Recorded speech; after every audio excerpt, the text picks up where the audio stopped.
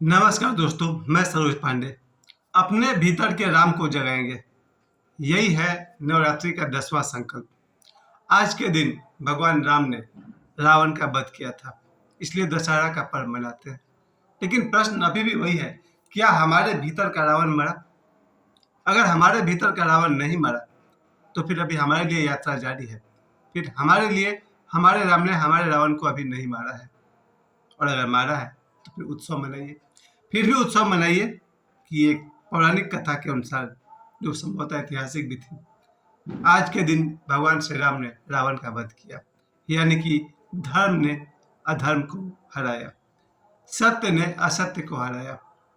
इस पवित्र दिन पर हम सबको यही संकल्प लेना है, अपने भीतर के राम को जगाइए, रावण अपने आप मर जाएगा। ये मैं नहीं कह रहा हूँ। मैं सुबह सुबह जब देख रहा था, बाबा बागेश्वर अपना उन्होंने आज संदेश दिया था कि क्या आपके भीतर का रावण मरा, और फिर उन्होंने ये भी सलाह दी थी कि रावण को मारने के लिए कुछ मत कीजिए, अपने भीतर के राम को जगाइए, रावण अपने आप मर जाएगा।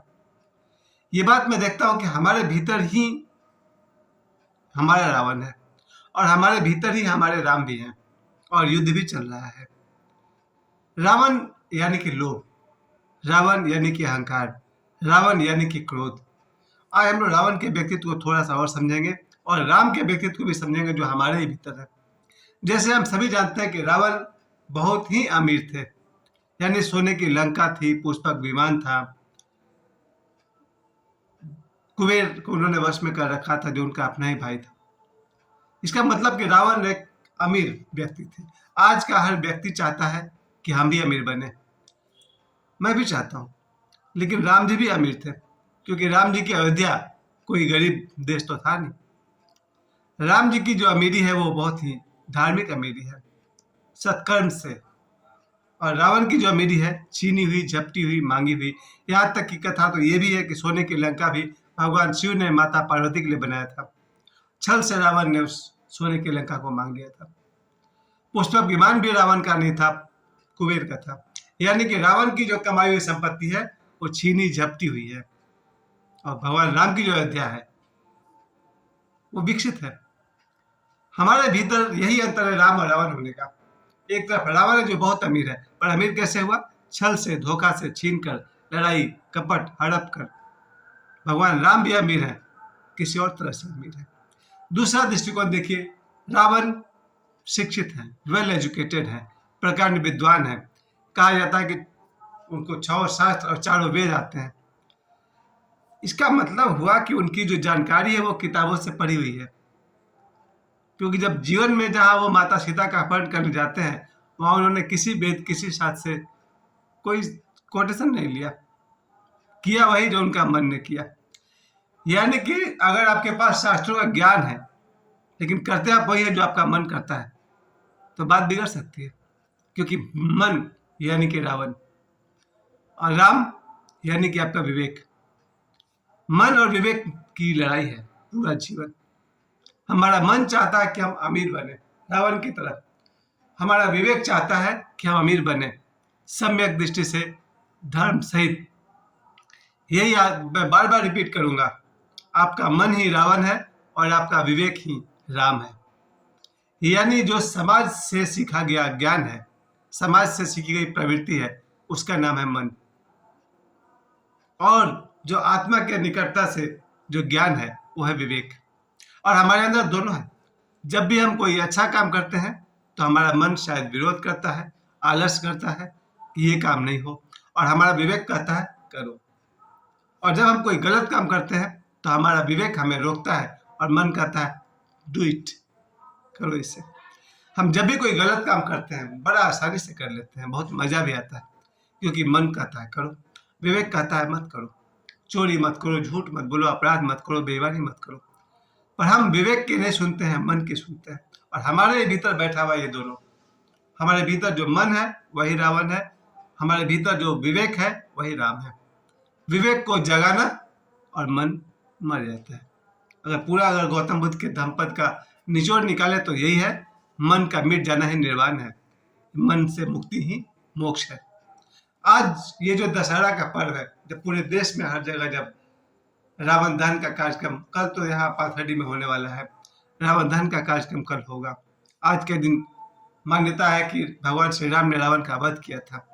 वो एपिसोड में देख रहा था, रामायण सीरियल का भी, भारतीय खोज वाला भी देख रहा था। सभी जानते हैं कि रावण एक शक्तिशाली राजा थे और शक्तिशाली इंसान को होना चाहिए। आज हमारे देश की हालत क्या है? आज हमारे देश में सनातन धर्म की अपनी हालत ये है कि यहाँ पर सनातन के लोग ऐसे बटे हुए हैं।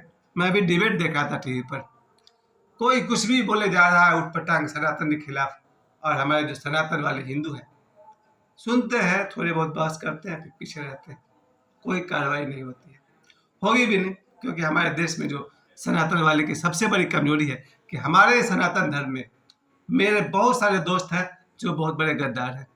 वो खुद ही सनातन के खिलाफ सोचते हैं, सनातन के खिलाफ बोलते हैं, सनातन के खिलाफ काम करते हैं। ये मेरा अपना अनुभव है। मेरे जीवन में बहुत सारे लोग हैं जो मेरे सनातन धर्म से है, हिंदू है, और उनका जो सोचने का, काम करने का तरीका है वो एंटी सनातनी है। सनातन धर्म का विरोध करते हैं, सनातन संतों का मजाक करते हैं, सनातन के खिलाफ ही जीते हैं। उनकी मर्जी, लेकिन धर्म को ही बलवान होना चाहिए। अगर रावण बलवान था तो फिर भगवान राम क्या थे? भगवान राम अति बलवान है। वो इतने बलवान थे कि रावण का अंत कर सके।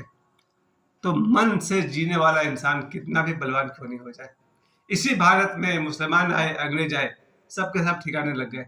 आज भारत अपने सनातन की मजबूती पर है। अभी इसी साल जब अयोध्या के मंदिर की स्थापना हुई, दिख गया साफ साफ कि भारत में चाहे कितने भी सनातन विरोधी लोग पैदा हो जाएं, सनातन धर्म में एक से एक वीर पैदा हुए हैं। यहां तक कि हर घर में एक राम आ चुके हैं। ये मैं इसलिए कह रहा हूं कि राम मतलब विवेक, बुद्धि का जगना। हर घर में हमारे बच्चे हैं, वो सब, जो लोग भी मेरे वीडियो को देख रहे हैं, आप सभी समझते हैं सनातन धर्म के लिए जो अपना जीवन को न्यौछावर कर दे, वो सब भगवान राम के ही तो अंश हैं। चाहे वो महाराज शिवाजी हो या गुरु गोविंद सिंह हो या आज के युग में जो मौजूद लोग हैं, आप सभी जानते हैं। मैं राजनीतिक रूप से भी कुछ नहीं कहना चाह रहा हूँ, क्योंकि आज दशहरा का पर्व है। आज मैं सिर्फ इतना कहना चाहता हूँ कि इस भारत में 140 करोड़, इस देश में 140 लोग इतने मजबूत हैं जो कि सनातन के झंडा को लड़ाए हुए हैं। और में से एक नाम काफी है मेरे लिए, बाबा बागेश्वर। पूरी दुनिया को चुनौती देने वाले बाबा बागेश्वर, सनातन के पताका को अपने हाथ में लेने वाले बाबा बागेश्वर। देखा जाए तो आज माना जाता है कि दुनिया में, पूरी दुनिया को उन्होंने चैलेंज किया है, और किया है मैंने, करते रहते हैं। सारी दुनिया को चैलेंज करने के लिए बहुत बड़ा क्रेज चाहिए। जितने भी धर्म वाले हैं और दुनिया के जितने देश वाले हैं, उन सभी को वो एक साथ चैलेंज करते हैं कि आ जाओ बागेश्वर धाम में। ये लड़का अकेला एक काफी है। इसके अलावा सनातन के जितने सारे महानायक हैं, उन सबको आप सभी जानते हैं, पहले से जानते हैं। आज हमारे देश में अगर 140 करोड़ भारतवासी हैं, उनमें से 100 करोड़ सनातनी हैं, मगर 100 करोड़ में 30 करोड़ तो गद्दार हैं, जो सनातन के ही गद्दार हैं। लेकिन फिर भी इसी 100 करोड़ के सनातनी में कम से कम 140 लोग ऐसे हैं जो बाबा बागेश्वर के पैरेलल होकर काम कर रहे हैं। मेरी दृष्टि में अब देखा जाए तो बाबा बागेश्वर के पैरेलल अनिरुद्धाचार्य जी हैं, देवकीनंदन ठाकुर हैं, मुख्यमंत्री आदित्यनाथ योगी हैं, और भी इस देश में बहुत सारे लोग हैं जो सनातन के लिए काम कर रहे हैं। हमारे माननीय प्रधानमंत्री नरेंद्र मोदी साहब जिन्होंने इस अयोध्या मंदिर को बनने में बहुत बड़ी भूमिका निभाई, ये हैं सनातन के सपूत। और इनके जैसे न जाने लाखों, शायद करोड़ों। अब तो धीरे धीरे लोग सामने। आज मैं डिबेट देख रहा था, एक माता ही थी, कोई साध्वी महिला थी, वहां डिबेट में किसी ने कह दिया कि बालाजी भगवान ने किसी मुसलमान से शादी किया था। उस औरत ने जो जिस तरह से बात किया, महान साध्वी ने, बोली टू द पॉइंट, गोल गोल घुमा के बात किया, तुमको इतना घुमाएंगे कि पैर के नीचे जमीन कम पड़ जाएगा। ऐसे ऐसे विवेकानंद की जरूरत है इस देश को, और विवेकानंद है। धन्यवाद। सनातन धर्म का सबसे बड़ा सौभाग्य है कि आज हमारे देश में एक विवेकानंद नहीं है, लाखों हैं, शायद करोड़ों हैं। धीरे धीरे अब सामने आ रहे हैं। मैंने अब अपने देखा है कि लगभग हर परिवार में एक विवेकानंद का तेज लिया हुआ बेटा पैदा हो चुका है या बेटी पैदा हो चुकी है। हमारे देश में आज मुझे लग रहा है कि हर घर में एक बेटा और एक बेटी सनातन के शेर और शेरनी पैदा हो चुके हैं और ये प्रतिदिन बढ़ते ही जा रहे हैं। हमारा देश जैसे पहले अखंड था, जिसका पताका लहराता था, हमारा देश एक बार फिर से अपने उसी गौरव को प्राप्त कर रहा है। और सबसे बड़ी बात है कि आज दशहरा के अवसर पर मैं बिल्कुल कह सकता हूँ कि भगवान श्री राम ने रावण को मारा, लेकिन क्या हमारे भीतर जो रावण बैठा है वो मरा? यानी हमारे भीतर के विवेक ने हमारे भीतर के मन को मारा? अगर नहीं मारा तो कोई बात नहीं, प्रयास जारी रहे। हमारे भीतर के रावण को हमारे भीतर बैठे हुए राम अवश्य मारेंगे। पर फिर भी वो बात सही है, रावण को मारने के लिए कुछ करना नहीं है, सिर्फ राम को जगाना है। जय श्री राम।